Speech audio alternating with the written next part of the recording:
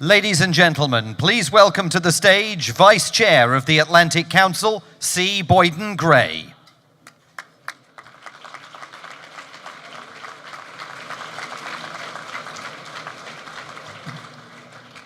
I want to emphasize with as much clarity as I can that this is not for me.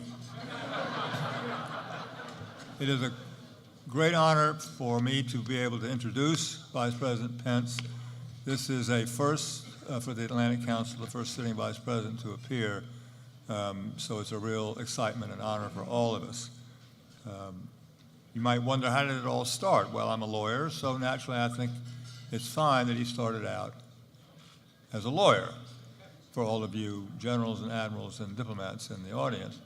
He then went to the House of Representatives, rocked to the leadership of the House, and about 5 terms became governor of Indiana, where he managed major tax cuts, launched a major infrastructure reform, a lot of education reform, job training reform, all within a balanced budget. Then he became vice president. And so you might say, well, what has he done of note? And again, perhaps because he's a lawyer, he was deeply involved in the confirmation of our new justice on the Supreme Court. Whatever you might think of the views and the philosophy of that justice, I think you all have to admit that it was one of the most dignified, if not the most dignified, confirmation process, certainly in recent memory. But you'll be relieved to know he didn't come here to talk about the law. I think he has a different message, so I'd like to introduce and welcome the Vice President of the United States.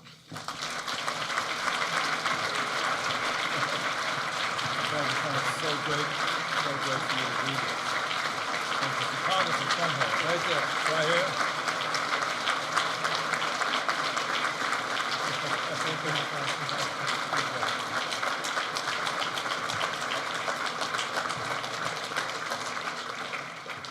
Thank you all. Thank you, Ambassador Gray, for that kind introduction.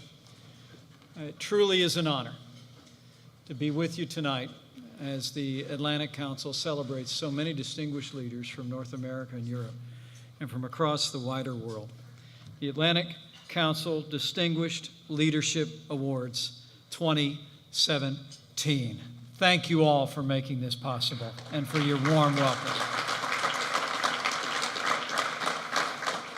And I bring greetings tonight from the 45th President of the United States of America, President Donald Trump.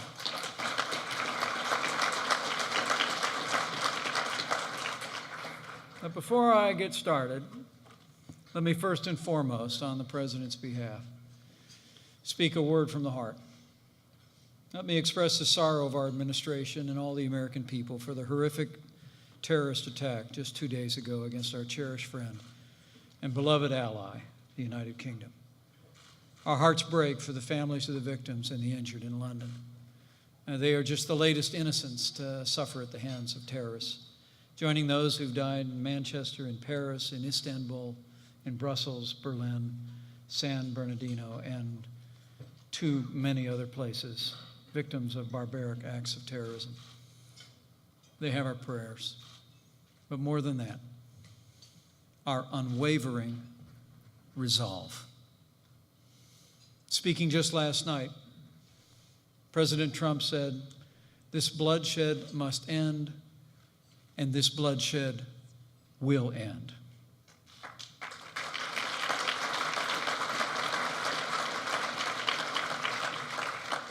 And I want to speak not only to all the Americans gathered here, but all of our friends from around the world. President Donald Trump will not relent until we protect the American people and our allies from the scourge of global terrorism. But as you all well know, this is a threat we must face together. Now is the time for NATO and this transatlantic alliance to stand united and stand strong in the face of global terrorism. Our enemies seek to divide us so that they might defeat us. But our alliance has faced far greater threats and emerged stronger and more secure. And united as allies, I say with confidence and with faith We will drive the cancer of terrorism from the face of the earth, and we will do so together.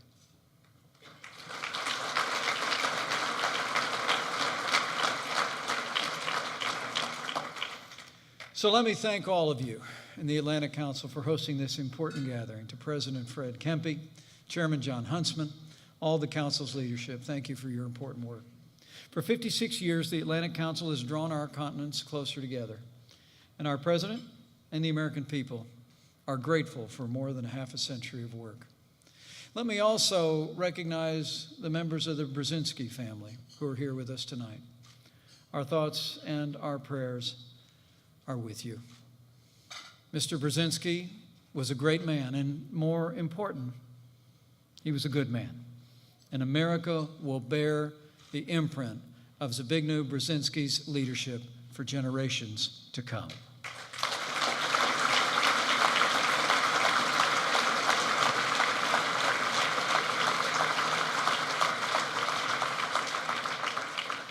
And let me join in a chorus of congratulations to all the recipients of this year's award. Many who I've had the privilege to know before and greatly admire, like Admiral Michelle Howard, Her Royal Highness Haya bint Al Hussein, Bill Ford Jr., Renee Fleming, and especially let me express my appreciation and congratulations to the winner of the Distinguished International Leadership Award, who in the time that I met him in Brussels and the time he spent with the President at the White House and just recently overseas, has demonstrated his role and his commitment to be an unfailing advocate for a stronger and more secure transatlantic alliance, NATO Secretary General Jens Stoltenberg. You have our congratulations and our thanks.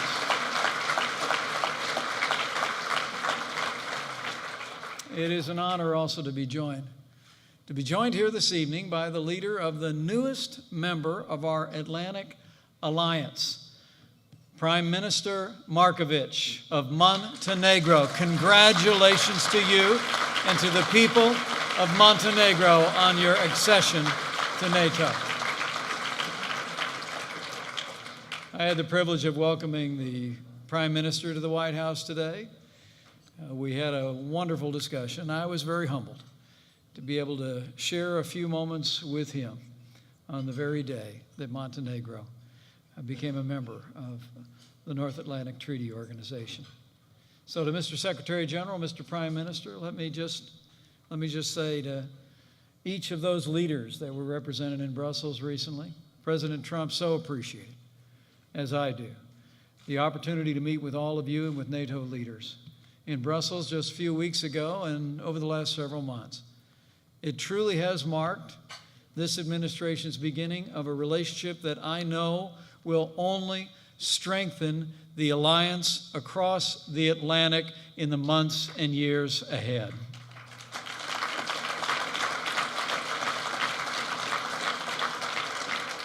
Now, the world saw firsthand just a few weeks ago President Trump embracing his role and America's role as leader of the free world. I know that under the President's leadership, the United States leadership, that I know our alliance will grow stronger. Our people will be safer, and freedom will march onward. You know, it's fitting that I'm here on June the 5th. This is actually a seminal day in the history of our transatlantic relationship. 70 years ago today, it's amazing to think that George Marshall outlined his groundbreaking plan for the United States of America to partner with Europe to rebuild its economies after the ravages of World War II and to keep lit the flame of freedom on the continent where freedom was first kindled. The Marshall Plan established a foundation of security and prosperity that reigns in Europe to this very day. 2 years later, it was on that foundation that we created the North Atlantic Treaty Organization to provide for the collective defense and to protect all that we've built together. And today, under President Donald Trump, let me assure you, the United States will continue to build, to reach new heights of prosperity and security, and we will continue to strengthen the bonds between our nation and the nations of Europe for the benefit of our people for generations to come.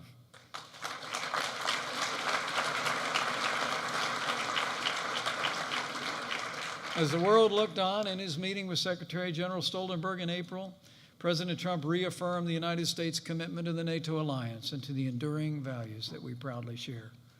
And make no mistake, our commitment is unwavering.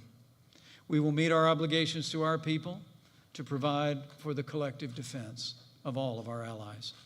The United States is resolved, as we were at NATO's founding and in every hour since, to live by that principle, that an attack on one of us is an attack on all of us.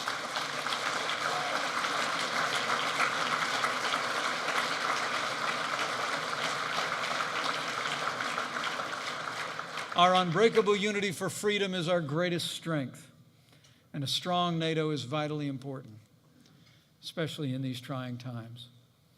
Only a few days ago, speaking at the unveiling of NATO's beautiful Article 5 memorial, President Trump evoked, in his words, the courage of our people, the strength of our resolve, and the commitments that bind us together as one.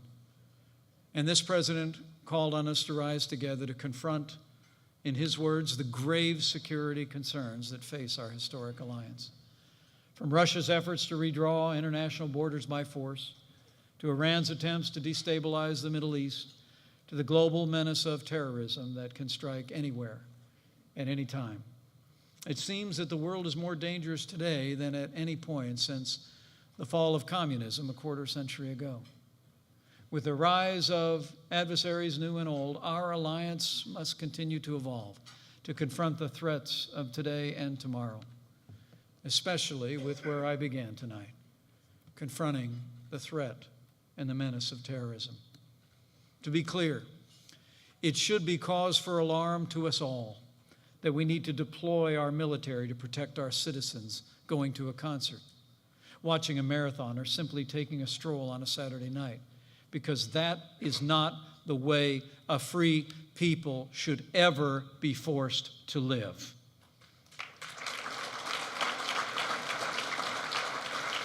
Already, our alliance is taking vital steps to protect our citizens and hunt down the terrorists on our terms, on their soil. NATO continues to play a leading role in equipping the government and the people of Afghanistan to confront the threat of terror. Last week's horrible mass murder attack in Kabul only underscores the importance of our mission. And in light of the President's statement in Brussels that the, quote, NATO of the future must include a great focus on terrorism, I know it's heartening to the President and to our administration to see that NATO will become a full member of the global campaign to counter ISIS and play a greater role in our shared fight against terrorism. But to most effectively confront the terrorist threat and any other challenge, known or unknown, that faces our alliance, we must all be prepared to do our part, without exception. It's encouraging that our NATO allies committed in Brussels to develop national plans to fulfill their Wales commitment, to spend 2% of their GDP on defense.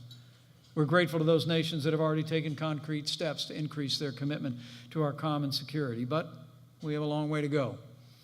And as the President said in Brussels, 2% should be considered the bare minimum in this time of widening challenges and unknowable threats. Be confident of this. President Donald Trump will continue to work with Secretary General Stoltenberg and all our NATO allies to ensure that our alliance has the resources and the capabilities it needs to accomplish its noble mission well into the 21st century.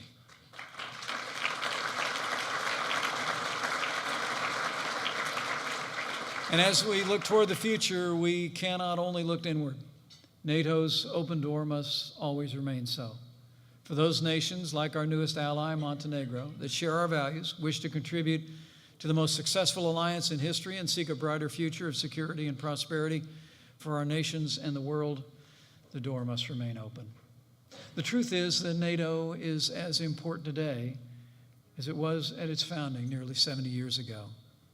We're bound together by the same timeless ideals: freedom, democracy, justice, and the rule of law. We share a past of shared sacrifice and shared commitment. And after all we've been through, I know we share a future too. Today, tomorrow, and every day hence, be confident that the United States is now and will always be Europe's greatest ally. Our devotion to this historic alliance is unwavering and eternal. And together, we will go forth to meet that glorious future that awaits freedom-loving people. One of my favorite quotes of Winston Churchill is actually carved into the wall of the narthex of the National Cathedral. It simply reads as follows. It's words that he spoke before the Congress in a time of great challenge in the life of this nation. Prime Minister Churchill said, and I quote, "He must indeed have a blind soul who cannot see that some great purpose and design is being worked out here below, of which we have the honor to be the faithful servants." To all of us in this historic transatlantic alliance, to all the freedom-loving nations represented here, let us have that same faith. Let us be the faithful servants of freedom, and let us rededicate ourselves to the preservation of this alliance and all it stands for. Thank you for the honor of being with you tonight. Thank you for the work of the Atlantic Council. God bless NATO, all of our allies, and God bless the United States of America.